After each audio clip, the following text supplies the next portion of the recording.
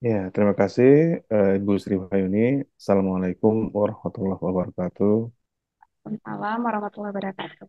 Ya, sebelumnya saya ingin menyapa teman-teman sekalian, Pak Rio Septian, kemudian Pak Heri Lubis, kemudian Ibu Wirda Fitriani, dan rekan-rekan sekalian yang sekarang tergabung dalam ruang Zoom ini. Izinkan saya eh, apa ya, ingin sharing aja Bapak Ibu sekalian tentang malware dan tentunya tentang ransomware dan bagaimana state of the art dari um, ransomware atau malware itu dan tentunya bagaimana kita melakukan pencegahan ya, terutama di dunia industri perbankan, industri keuangan, terutama industri perbankan karena memang banyak sekali tren ke arah sana. Di situ adalah pusat keuangan, di situ banyak interest yang kemudian membuat malware atau ransomware ini sebagai senjata dalam tanda kutip bagi para eh, kriminal cyber ini untuk melakukan kejahatannya lah, kira-kira seperti itu. Saya izin share screen ya. Oke, baik. Nah, materi ini mungkin sudah saya berikan juga ke Pak Akyar untuk bisa dibagikan jika ada yang memerlukannya. Sedikit saja tentang saya. Saya adalah dosen staf Universitas Gunadarma, Kepala Pusat Studi Kriptografi dan Keamanan Informasi atau Keamanan Sistem, evaluator untuk IAB, Akreditasi Internasional di Indonesia, dan juga pernah mengampu PJJ Aptikom Amikom, dan tentunya itu ada Pak Akyar dulu waktu itu menjadi apa bimbingan saya pada waktu itu. Kemudian ada beberapa eh, pengalaman dan konsultan teknologi informasi, dan sekarang saya juga ada di steering committee untuk pembangunan infrastruktur blockchain di Indonesia untuk pendidikan tinggi, dan tentunya nanti akan eh, mudah-mudahan bermanfaat bagi insan pendidikan tinggi di Indonesia. Baik, Bapak Ibu sekalian, malware ini saya kenal pada waktu tahun 89, begitu saya dikenalkan dengan komputer, komputer saya terinfeksi malware pada waktu itu namanya virus.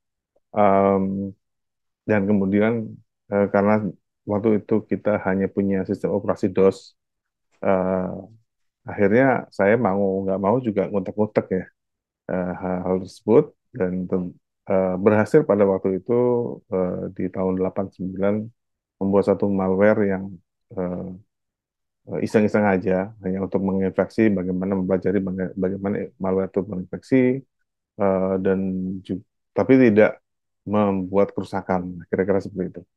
Dan dari situlah kemudian saya belajar tentang assembler, tentang arsitektur komputer, sistem operasi, dan lain sebagainya. Dan basic itulah yang sebenarnya perlu juga diketahui oleh kita semua, insan pendidikan tinggi di dunia komputer, untuk bisa mempelajari lebih dalam soal malware ini. Nah, malware sendiri sudah banyak sekali beraksi dan banyak sekali juga sudah merugikan banyak orang, banyak instansi, dan terutama di bidang keuangan yang tercatat itu dari 2006 saja sampai 2009 ada sekitar 101 miliar US dollar yang lenyap itu gara-gara malware ya. Memang gara-gara hacker tentunya, tapi hacker menggunakan malware untuk melaksanakan tindakannya. Malware kemudian disusupkan yang kemudian lewat email, lewat USB flash disk ya, yang kemudian secara tidak sengaja diupload ke dalam sistem oleh pegawai perbankan. Malware tersebut kemudian menjadi spyware. Spyware-nya mengirimkan apa yang dilihat, apa yang ditemukan di network, password, dan lain sebagainya ke command center. Kemudian command center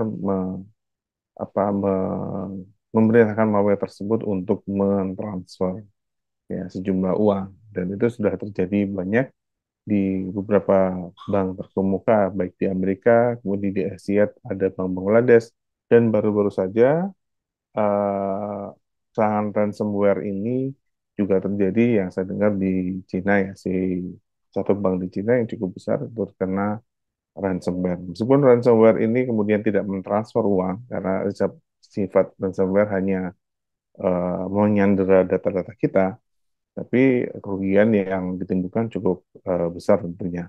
Karena kalau kita ngomongin soal perbankan, jaringan ATM satu bank terkemuka di Indonesia itu mati saat 10 menit saja itu sudah rugi sekian miliar rupiah. Ya, kira-kira seperti itu. Nah, inilah yang kemudian kita juga melihat beberapa serangan malware di mana malware itu kemudian mengambil data-data yang penting, data nasabah, dikirimkan ke settlement centernya, yang kemudian oleh hackernya kemudian dijual di dark web misalnya. Dan kita kemarin juga sempat melihat di Indonesia satu fenomena, satu bank di Indonesia yang juga terkena ransomware sehingga layanannya tidak tersedia bagi nasabahnya. Jadi saya kira dan tren ini cukup meningkat ya Bapak Ibu sekalian.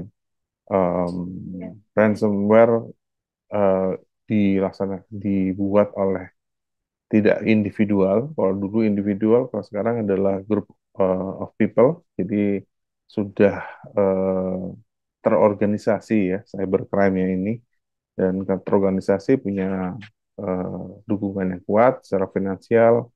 Mereka pun biasanya lebih maju dibandingkan yang memproteksi sistem. Nah, kira-kira seperti itu. Sektor yang banyak tertargetkan itu sebenarnya adalah termasuk diantaranya finance, education, dan manufacturing. Ya, di mana interest itu ada.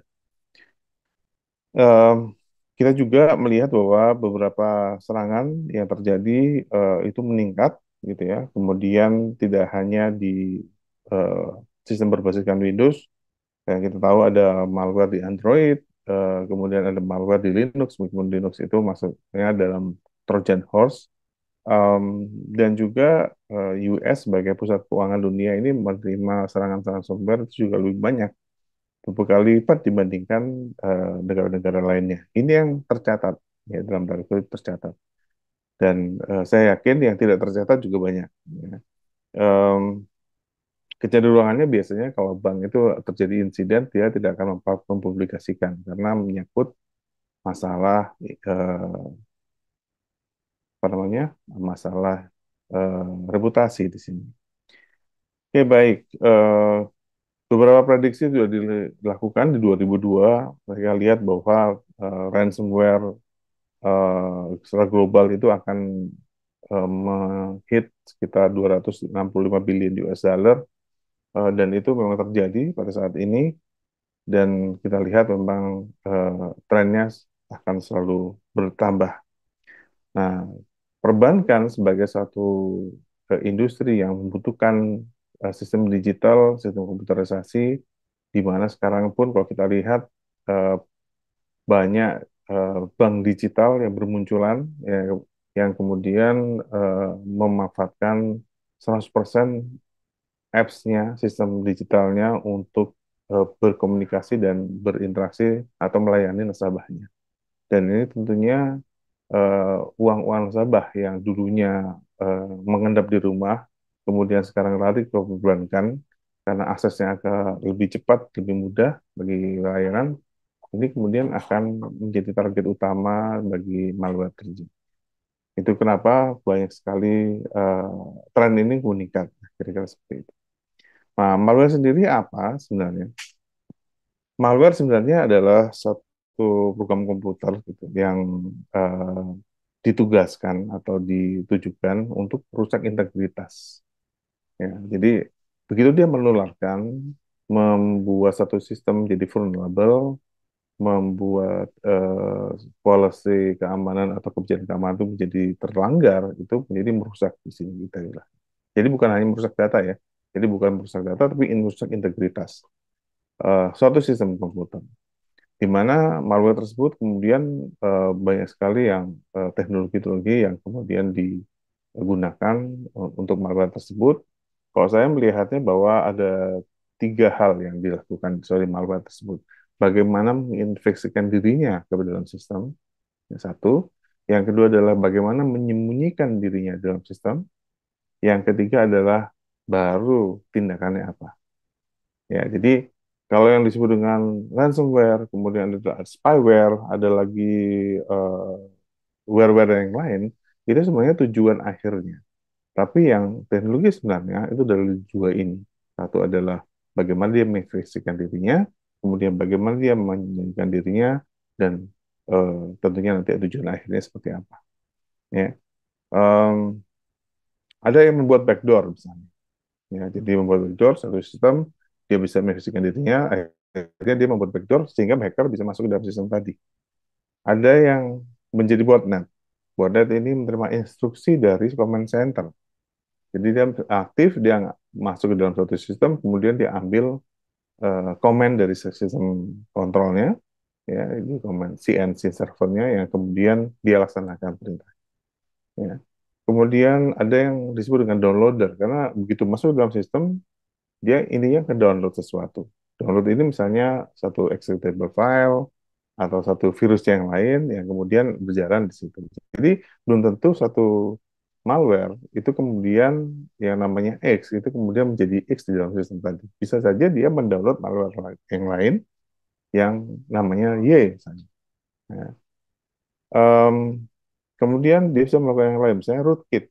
Nah, masuk ke dalam sistem, kemudian secara otomatis dia tahu sistemnya apa, dia tahu ada vulnerability di sistem itu, kemudian dia mendownload rootkit dari sistem tadi, satu sistem operasi, kemudian dia meng-create backdoor. Jadi modus operandinya ini bermacam-macam. Nah, channel untuk melakukan eh, infeksi itu juga bermacam-macam. Ada yang download, gitu ya. Jadi ada satu file yang download secara tidak sengaja atau memang sengaja di download gitu ya. Atau memang dia malware-nya sudah menginfeksi satu sistem kemudian mendownload file-file tadi yang sudah tertargetkan ya yang isinya memang adalah body of malware tadi. Lalu email messaging, ini udah sering sekali. Sekarang kita terima sesuatu dari online yang kemudian isinya adalah undangan pernikahan. Ini yang kemarin sudah terjadi banyak sekali korbannya. Di-download, kemudian ternyata adalah malware. Malware tersebut menjadi satu proses, yang proses itu kemudian eh, me- ya intinya nanti menguras rekening dari nasabah atau dari korban yang tadi. Ada yang menggunakan USB drive. Jadi dia menginfeksi ke USB drive. Salah satu yang terkenal dulu adalah di 2006, 2016, sorry. Satu bank terinfeksi malware gara-gara hackernya itu meletakkan USB stick atau USB flash disk drive ini di pintu masuk pegawai. Pagi-pagi ada orang datang ke situ, kemudian dia, oh USB stick, wah ini teman saya. Kemudian dia ambil, dimasukkan dalam komputer di bank tersebut. Ya, dan akhirnya malware tersebut menginfeksi bank tadi. Melalui local area network atau melalui internet, itu juga bisa, Bapak Ibu sekalian.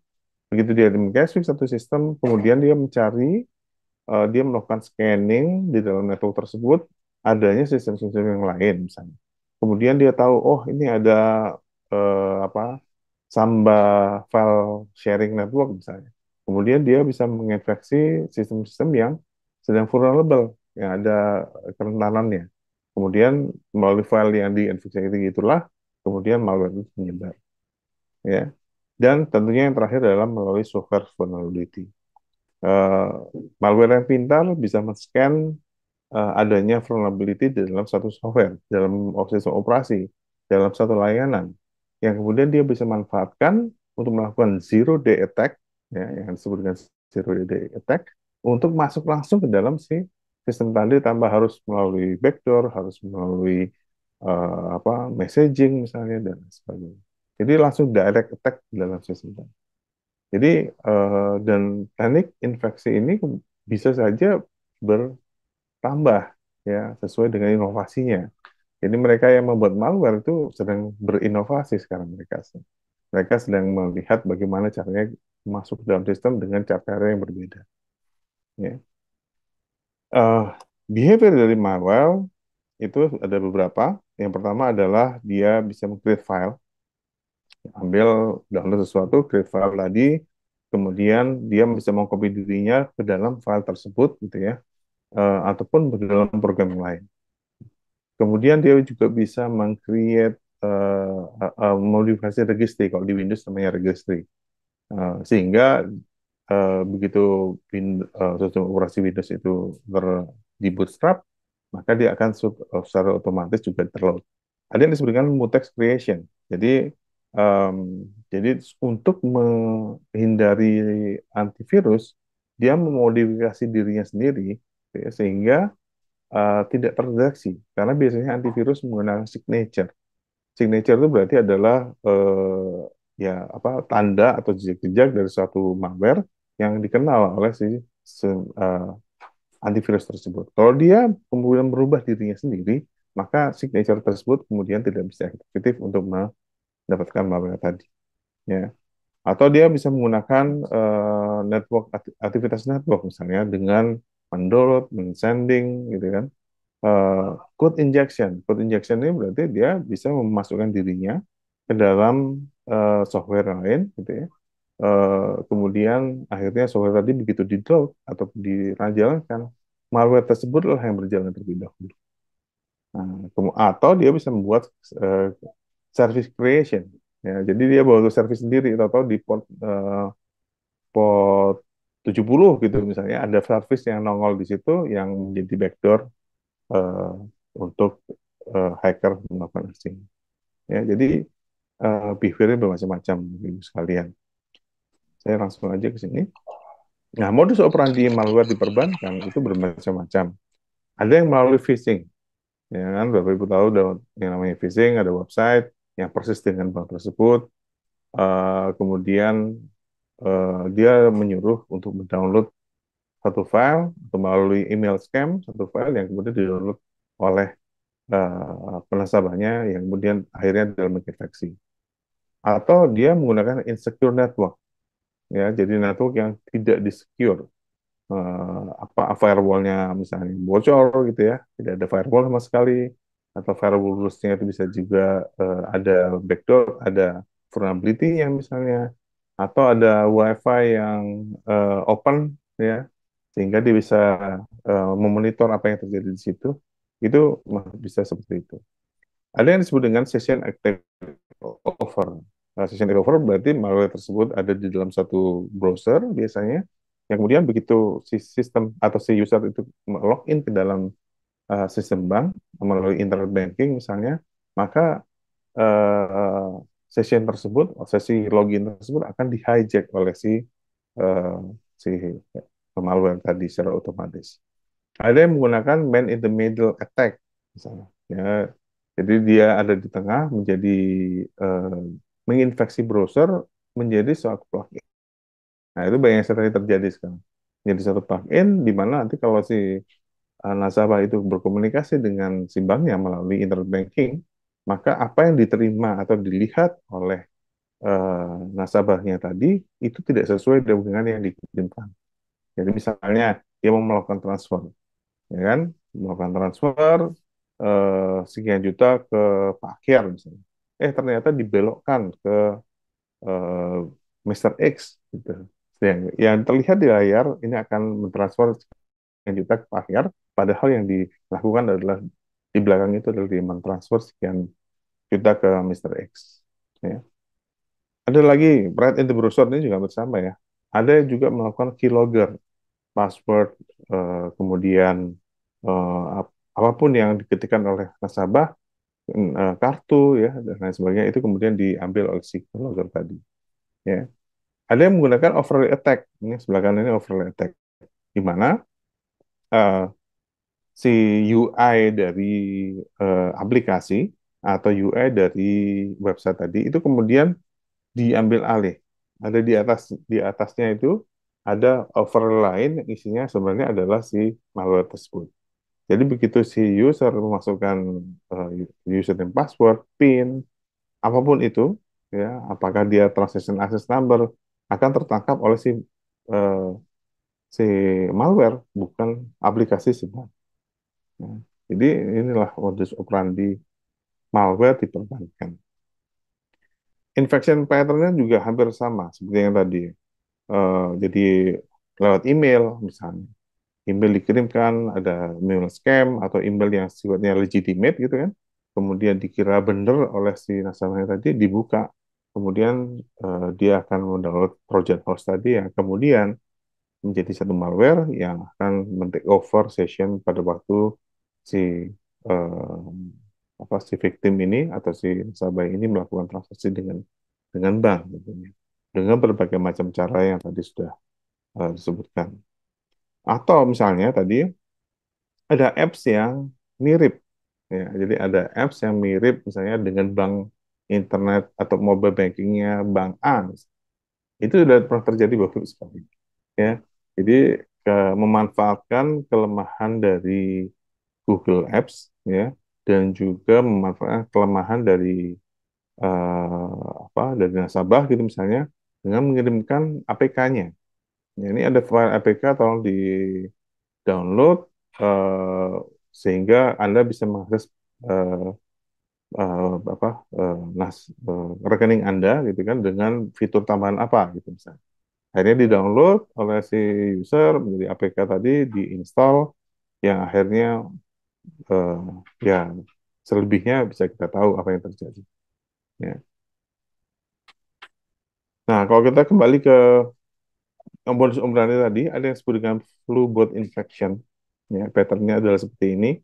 Jadi si user mengirimkan SMS, ya, ada SMS ini URL, URL dibuka oleh si sistem, kemudian oleh si user, secara otomatis eh, ternyata URL tadi berisi adalah si malware tadi. Jadi loader dari malware yang kemudian malware tadi akan melakukan sesuatu ke dalam sistem tadi. Ya, entah dia mengupload kontraknya atau dia mendownloadkan apa header dari si malware tadi, berbagai macam cara yang bisa dilakukan untuk itu. Ya. Nah, ini yang sudah sering terjadi 2010 aja ini sudah ada satu virus yang mampu untuk melakukan hal ini. Seperti saya yang tadi bilang bahwa perbankan biasanya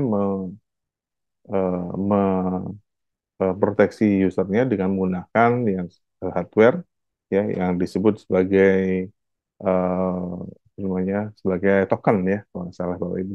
Kemudian ada juga yang menggunakan eh, perbankan sekarang menggunakan OTP misalnya, one time password. Nah, kalau si malware ini kemudian masuk sebagai plugin dalam browser, maka dia menjadi orang di tengah atau man in the middle yang akan menangkap semua atau memanipulasi interaksi dan komunikasi antara si user dengan si banknya, dengan aplikasi perbankannya. Sehingga meskipun dia kita menggunakan OTP, kalau OTP itu hanya misalnya mengirimkan satu pesan, ada transfer sebesar sekian, kemudian ini adalah OTP-nya dengan tidak mengikutkan nama dari penerimanya misalnya, ya itu ada beberapa bank yang demikian. Itu kemudian kalau isi usernya tidak aware dan tidak melihat secara detail apa yang mau dikirimkan kepada siapa, maka dia langsung memasukkan OTP-nya tadi. Karena si malware itu ada di tengah yang kemudian bisa menangkap dan kemudian memanipulasinya, maka si user akan mengira bahwa dia mengirimkan sekian juta ke si A sebagai tujuannya, padahal sebenarnya dia adalah memberikan sekian juta lebih banyak kepada si B. Ya, jadi menggunakan OTP atau menggunakan token tadi, jika ada malware ini menjadi sangat percuma. Nah, tetap aja bocor, kira-kira seperti itu. Hmm. Apalagi sekarang ada Android malware, Bapak Ibu sekalian, di mana tidak hanya di sistem operasi Windows saja, malware Android ini kemudian menginfeksi satu HP kita, ya, dengan cara tertentu, kemudian pertama dia bisa melakukan overlaying misalnya, ya kan di apps-nya, begitu kita masukkan satu username dan password misalnya, dia membuat overlay di atasnya seakan-akan si user memasukkan username dan password ke sistem tadi, ke apps tadi, padahal dia memasukkannya ke dalam eh, si malware, ya. Jadi dia mengintercept komunikasi langsung antara apps dengan si user, ya. Ada yang macam-macam, ada yang menggunakan overlay attack, ada yang menggunakan clipboard manipulation. Jadi misalnya saya kadang-kadang kalau mau masukkan nomor rekening ini ya, untuk mentransfer itu males. Biasanya saya masuk aja ke WA, saya copy paste gitu kan, kemudian saya copy kemudian saya paste ke aplikasinya, ke apps-nya. Nah, ini bisa juga dimanipulasi. Ya, begitu malware-nya masuk dalam sistem, apa saja bisa dilakukan oleh dia. Dia bisa manipulasi nomor rekening tadi gitu ya, ke rekening si hackernya. Kemudian begitu ditampilkan nama orangnya tadi, bukan nama orang yang ditampilkan, tapi adalah sorry, nama hacker yang ditampilkan, tapi adalah nama orang yang akan dikirimkan. Nah, itu bisa dilakukan demikian. Jadi manipulasi-manipulasi inilah yang kemudian dilakukan si malware. Tujuannya adalah akhirnya adalah untuk menipu dan menguras isi data. Dan karena ini adalah terotomasi, maka kita bisa bayangkan bagaimana impact-nya kepada sekian banyak nasabah yang ada di seluruh eh, perbankan ya. Kira-kira seperti itu. Botnet juga tidak sampai situ saja, dia juga bisa menginfeksi banyak hal. Dia bisa menginfeksi IoT misalnya, sistem-sistem di manufacture, dia bisa menginfeksi apa namanya eh, satu sistem yang masuk dalam embedded system, dan botnet itu sebenarnya adalah pembawanya saja. Jadi dia bisa kemana-mana, dia masuk ke sistem yang dia bisa masuk, yang kemudian nanti kalau si command center memerintahkan botnet tadi untuk misalnya menyerang suatu perbankan, satu sistem di bank gitu misalnya, maka ya itu yang bisa dilakukan.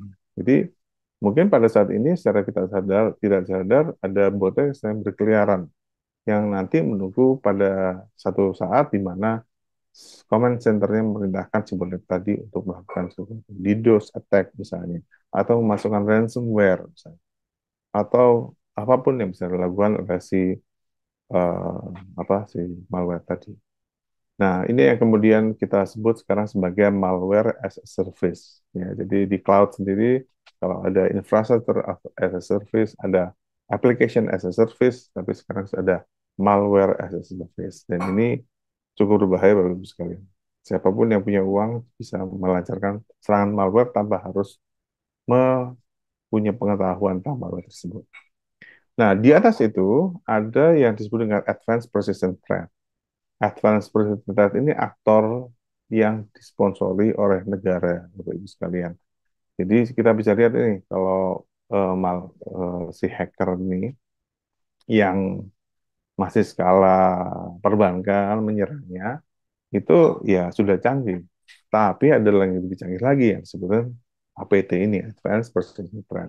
Dan ini biasanya disponsori oleh negara. Jadi kita bayangkan bahwa mereka ini karena sponsor negara, berarti secara finansial, secara hukum, itu, atau secara geopolitik itu mereka kuat sekali, di backing oleh negara. Ya. Dan ini adalah mungkin awal dari yang disebutkan cyber warfare.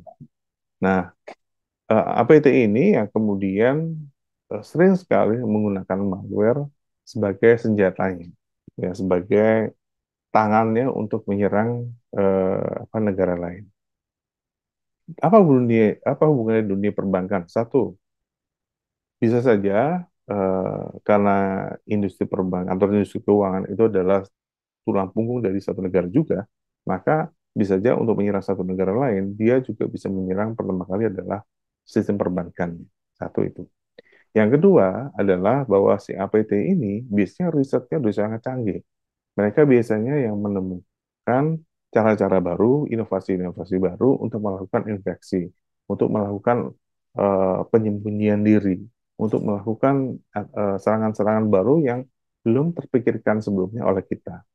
Dan itulah yang kemudian dipelajari oleh pembuat malware yang lain untuk membuat malware terutama untuk di bidang perbankan. Jadi em, apa namanya, bagaimana ini bisa cepat tersebar, kemudian mengatak satu tempat, gimana inovasi-inovasi dalam tanda kutip eh, tentang teknologi di balik malware ini ada di dalam si APT. Bahkan sekarang sempat beberapa researcher menemukan bahwa untuk membuat malware tinggal tanya aja ke ChatGPT. Nah, ini teman-teman mahasiswa ini biasanya eh, membuat tugas programming dengan menggunakan ChatGPT, langsung tertarik ini gimana saya bisa membuat malware dengan menggunakan ChatGPT gitu ya. Dan meskipun sekarang apa namanya sudah diproteksi ya, saya sebenarnya coba dengan berbagai cara, ternyata si ChatGPT bilang ini nggak boleh, gitu. Ini apa yang saya lakukan melanggar hukum. Gitu. Tapi ada beberapa hal yang bisa dilakukan. Misalnya saya bilang bahwa tolong buatkan cara untuk melakukan code injection. Ya, saya nggak mau ngomong malware, saya ngomongin code injection. Maka dia langsung membuatkan bagan atau subroutine yang isinya gimana melakukan code injection tadi.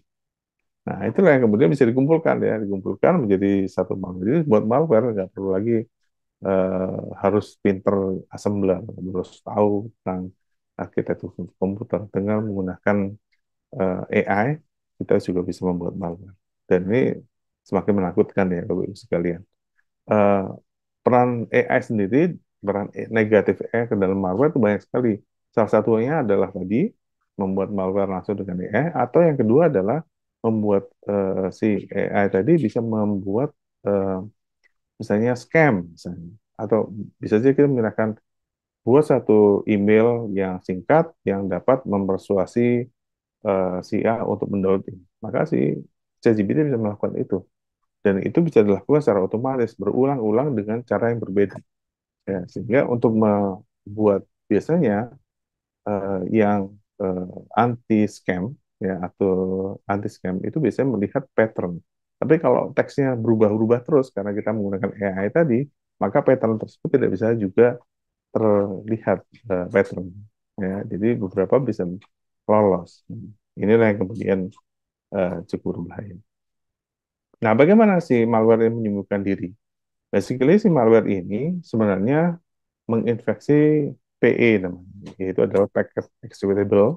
Jadi kalau di Windows kita ada yang disebut dengan packet executable, di mana eh, aslinya itu ada original executable-nya itu adalah alur yang biasanya di diangkat ke memori yang kemudian oleh CPU dieksekusi. Tapi kalau malware biasanya akan membuat satu wrapper program. Jadi ada wrapper program di atasnya, dia infeksi situ, yang pertama kali dibaca oleh si dieksekusi oleh CPU adalah wrapper program ini. Wrapper program ini baru di dalamnya adalah si uh, program yang sedang. Wrapper program ini kecil sekali biasanya, hanya beberapa byte saja, sehingga tidak terdeteksi perubahannya tadi. Ya, jadi begitu dijalankan, wrapper program ini akan menjalankan program itu, tapi dia juga akan meload apa body of malware tadi. Nah, itulah yang kemudian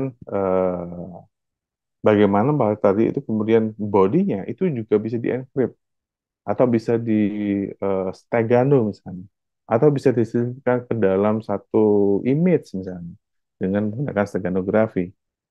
Apapun yang bisa dilakukan oleh si si pembuat malware tadi. Sehingga begitu di-scan ya ada memang si wrapper program tapi body of malware sendiri nggak bisa dilihat. Dan wrapper program ini bisa berganti-ganti, yang bisa bermutasi, kira-kira seperti itu. Ya, jadi dia bisa sembunyi si malware tadi karena packernya, payloadnya berbeda, gitu ya. Yang dilihat hanya packernya saja, yang beroperasi hanya packernya saja, payloadnya berubah, terenkripsi misalnya, dan dia si payload ini yang kemudian bisa melakukan sesuatu. Misalnya terkoneksi ke command centernya, CNC servernya. Dari CNC server kemudian dia bilang download ini. Maka dia akan bisa mendownload versi yang baru oleh dari CNC-nya tadi. Sehingga selalu bermutasi. Ya, itulah yang kemudian teknik malware menyembunyikan dirinya sehingga tidak bisa terdeteksi oleh antivirus. Ya. Nah, kalau kita lihat arsitektur malware juga demikian. Jadi dari paket executable tadi kita bisa menyembunyikan si malware bisa menyembunyikan diri yang disebut dengan obfuscation. Kemudian bagaimana juga di dalam situ kita ada yang disebut dengan shellcode. Shellcode itu akan membuat memori implant, jadi menjadikan dirinya ke dalam memori dan juga dia juga bisa membuat eh, bukan sebagai executable tapi sebagai dynamic linking library DLL di Windows ya, sehingga pada waktu dynamic linking library itu di load karena mungkin diperlukan oleh beberapa program, maka setiap program apapun yang dipanggil akan meload si DLL yang telah berisi virus atau malware tadi. Ya. Bahkan ada beberapa yang di-encrypt gitu ya, sehingga tidak bisa dibuka atau dibaca kecuali mendapatkan key dari si command centernya. Nah, kalau kita lihat beberapa ransomware seperti BitLocker itu mereka juga menggunakan kriptografi. Jadi kriptografi ini bisa menjadi hal yang baik karena bisa melindungi data kita, bisa melakukan autentikasi dengan digital signature dan lain sebagainya. Tapi di balik ransomware, dia menjadi senjata bagi mereka. Ya, kenapa? Ya, karena semua data kita itu di-encrypt dengan menggunakan public key dari si ransomware tadi. Sehingga yang bisa membukanya adalah private key. Private key-nya di mana? Private key-nya ada di dalam CNC servernya. Jadi begitu kita bayar ransomnya, barulah kita diberikan private key yang kemudian bisa kita gunakan untuk mendecrypt file-file lagi. Ya. Um, Penjagaannya gimana, Bapak Ibu sekalian? Wah, ini satu pertanyaan yang sangat sulit. Pertama adalah karena sangat dinamis. Yang kedua, karena inovasinya, jadi mereka ini eh, cara berpikirnya out of the box gitu ya. Jadi mungkin kita bisa mencegah malware-malware yang sudah eh, bisa kita ambil patternnya, tapi untuk malware-malware yang belum kita kenali atau kita tahu patternnya itu agak lebih sulit untuk kita memproteksi. Ya. Nah, jawabannya adalah ya penerapan keamanan cyber yang menyeluruh dan komprehensif gitu ya. Kalau dalam sistem ya, dalam konteks sistem. Tapi kalau dalam konteks pribadi ya sebenarnya setiap user harus tahu dan mengupdate dirinya tentang serangan-serangan malware tadi. Bagaimana infeksi malware dilakukan. Apakah dia menggunakan messaging atau dia menggunakan hal yang lain yang hal yang baru lain yang kemudian eh, bisa mereka lakukan untuk menginfeksi malware tadi. Ya. Untuk secara sistem ada beberapa eh, cyber security framework yang bisa diterapkan. Mulai dari NIST 853, kalau NIST itu banyak di Amerika Bapak Ibu sekalian. Nah, di Indonesia, di em, Eropa, kiblatnya ke ISO 27001, ISO 27002, gitu ya.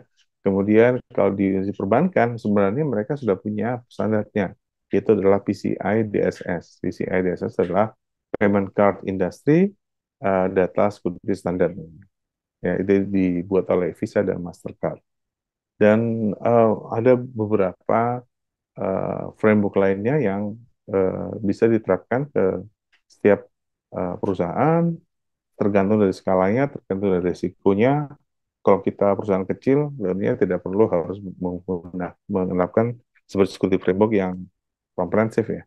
Tapi kalau kita perusahaan besar, apalagi perbankan, mereka harus menerapkan seperti security framework ini, yang di mana ya nanti kalau kita lihat, em, termasuk diantaranya adalah pencegahan malware yang secara komersil dilakukan.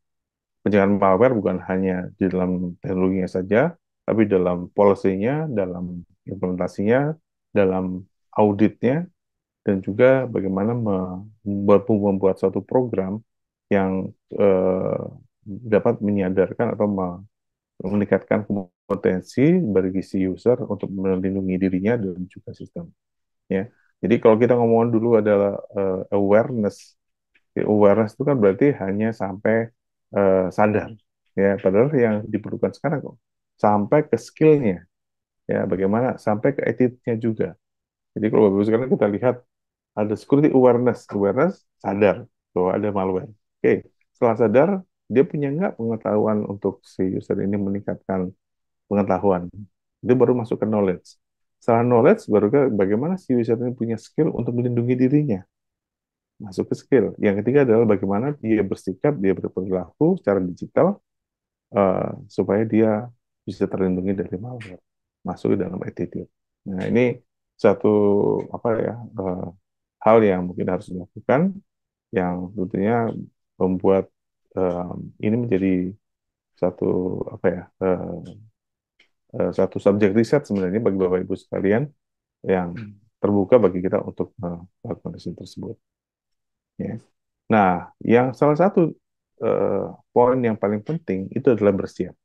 Bagaimanapun kita bisa memproteksi sistem, kalau kita bisa menerapkan teknologi security yang canggih, kita bisa menyadarkan user kita, tetap kita harus bersiap.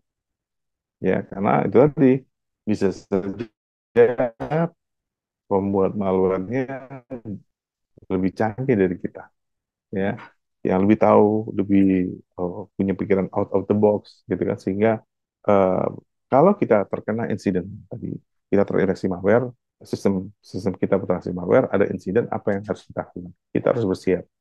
Oleh karena itu di dalam organisasi TI kita terus ada namanya CSIRT atau Computer Security Emergency Team.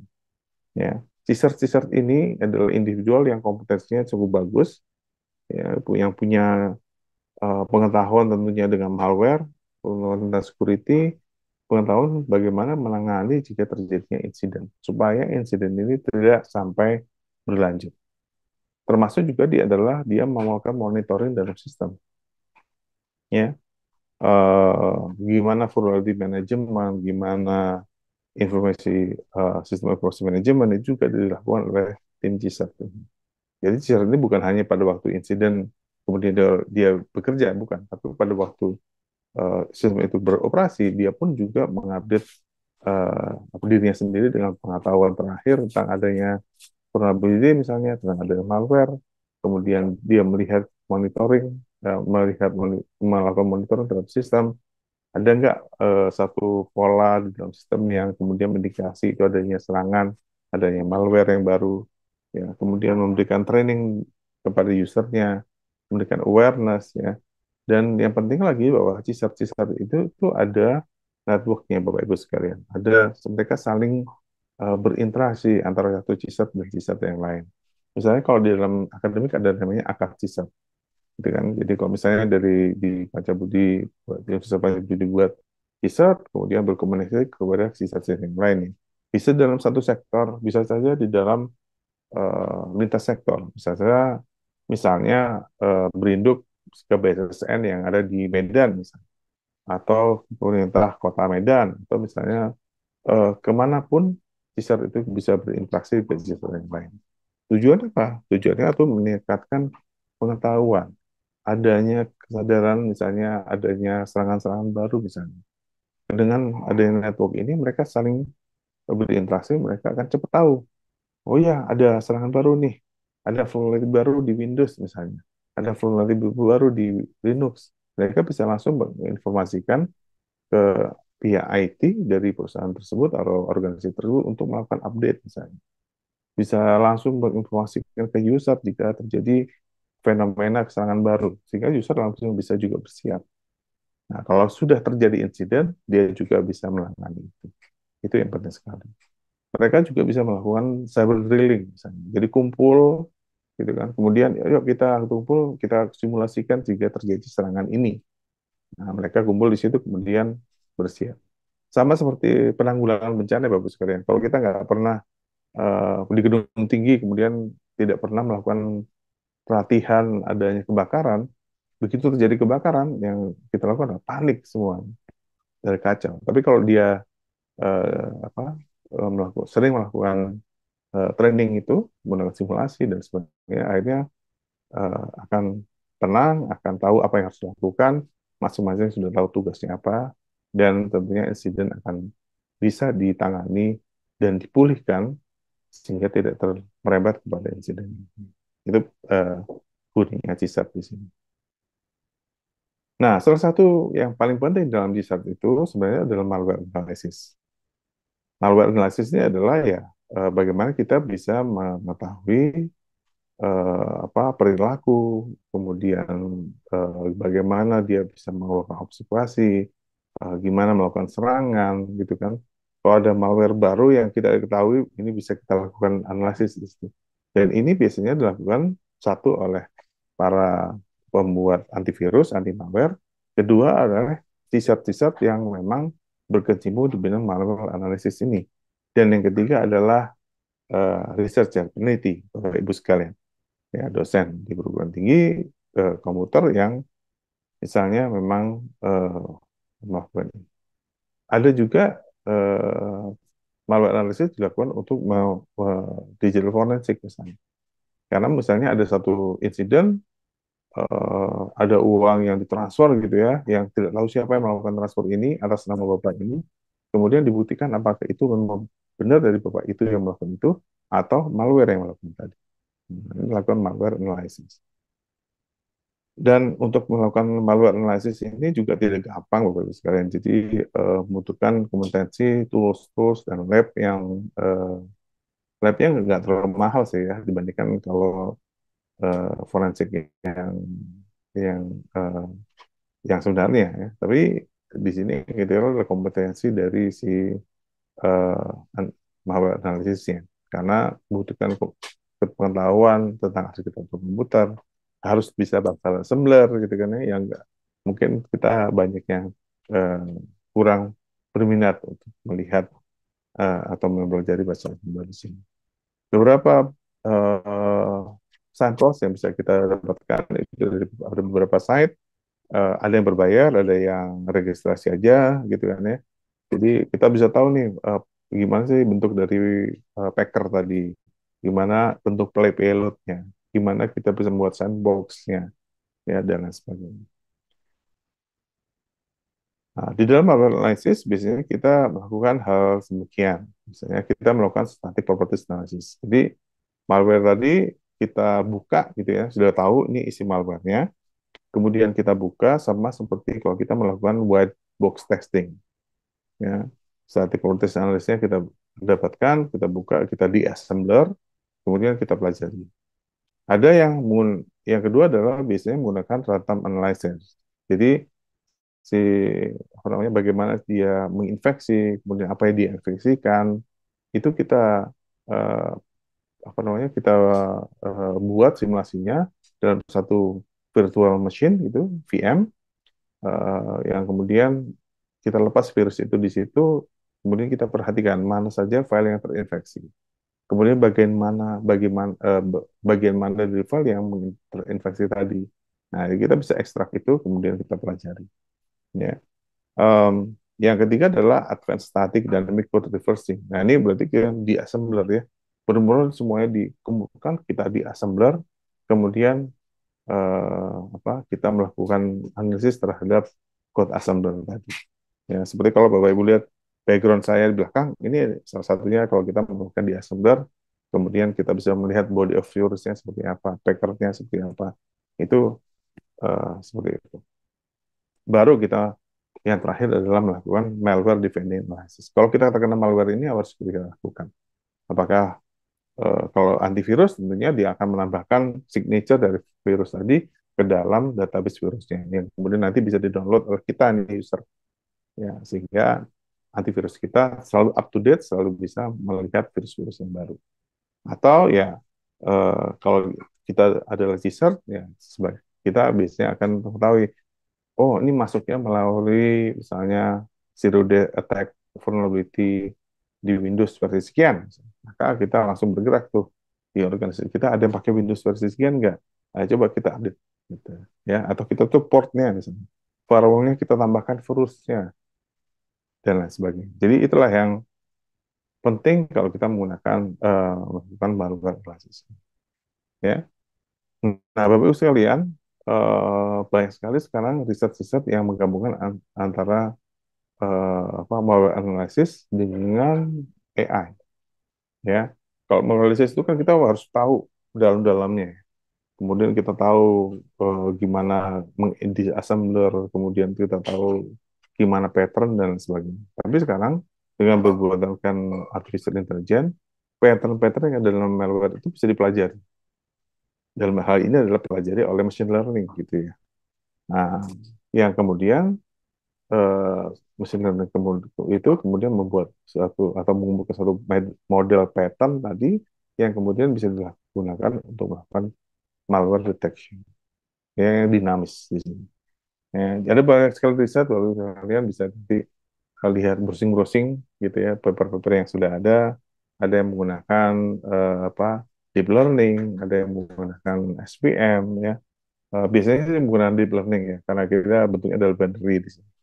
Em, dan ada banyak yang lainnya seperti menggunakan static analysis, dynamic analysis, classifier-nya juga bisa bermacam-macam. Dan mungkin adalah menjadi bahan untuk riset Bapak Ibu sekalian ya, sehingga nanti bisa cepat profesor. Gitu kira-kira. Nah, kira-kira itu ya, yang bisa saya sampaikan. Intinya di sini yang bisa saya lihat adalah poin pertama, malware ini selalu dinamis, berkembang, karena dia adalah kaki tangan dari si hacker tadi untuk dia tidak terjejak gitu kan ya, tidak bisa terlacak, kemudian bisa mass production ya, mass attack ya, nggak perlu satu-satu, langsung aja sebaran malware satu dia akan bisa attack sampai ke 1.000, 2.000, 5.000 site, sehingga mendapatkan hasil yang maksimal gitu ya. Kemudian em, gimana teknologi malware itu kemudian sangat dinamis, eh, bahkan ada beberapa pihak yang menawarkan malware as a service. Jadi tinggal bayar aja, saya mau saatnya Kunses Gunadarma down gitu, itu bisa dilakukan oleh mereka dengan bantuan malware. Kemudian gimana cara penjagaannya? Tentunya adalah dua hal. Satu, di dalam sistem kita harus menerapkan eh, framework ataupun framework security yang kita implementasikan secara komprehensif, ya, secara menyeluruh. Dan juga yang kedua adalah meningkatkan kompetensi. Saya nggak ngomong soal knowledge ya. Harus ada kompetensi. Kalau kita ngomong kompetensi, berarti eh, sudah masuk tercakup knowledge, tercakup juga kompetensinya, skillnya, itu gimana membuat terus memakai terus bantuan untuk mengetahui ada malware atau tidak. Yang terakhir adalah attitude-nya. Di mana attitude itu tidak sudah sadar kalau ada kiriman, ada file tertentu nggak langsung membukanya. Atau dia tidak mengekspos misalnya nomor WhatsApp-nya kemana-mana misalnya. Ataupun attitude yang lain yang kemudian membawa si orang tadi menjadi menjadi lebih aman ya dibandingkan yang lain. Dan kita juga harus bersiap memajukan diri terus, karena bidang keamanan ini selalu berevolusi, dan dinamisnya sangat tinggi, dan di mana kita juga bisa memanfaatkan AI atau artificial intelligence untuk melakukan malware analysis. Ini bidang-bidang yang jarang dilakukan ya Bapak Ibu sekalian. Nah, itu yang bisa saya berikan. Nanti kita diskusi lebih lanjut. Wassalamualaikum warahmatullahi wabarakatuh.